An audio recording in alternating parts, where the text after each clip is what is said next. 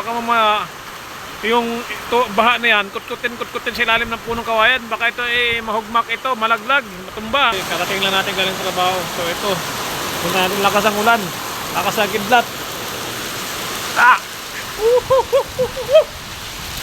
Ay, grabe, lakas ang ulan mga ka-idol. So punta natin sa likod. Ay! Wala na. So ayan mga ka-idol, andito tayo sa likod ngayon. Tingnan natin. Ayan, ay naku mga ka-idol. So ayan mga ka-idol, tayo dito. So ayan mga ka-idol, nakita nyo yung likod na yan. Grabe, sobrang baha mga ka-idol. Nako, papasok yung tubig dito. Ang taas nito. Nako, ayan na mga ka-idol, papahan. At saka baha mga ka-idol. Sobrang baha na talaga. Kita nyo, umangkit ang tubig mga ka-idol. Sobrang lalim yan dyan. Ngayon, palapit ang tubig.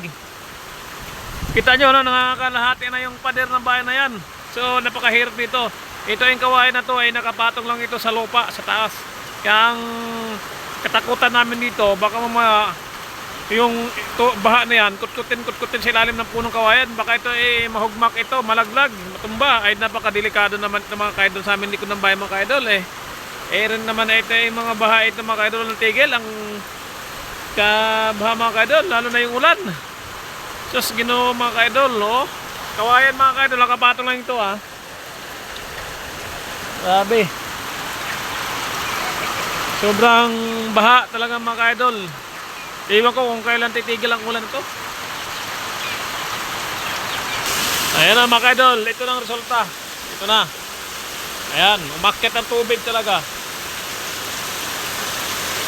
So ayan mga ka-idol, umakyat na, sobrang lalim yan doon.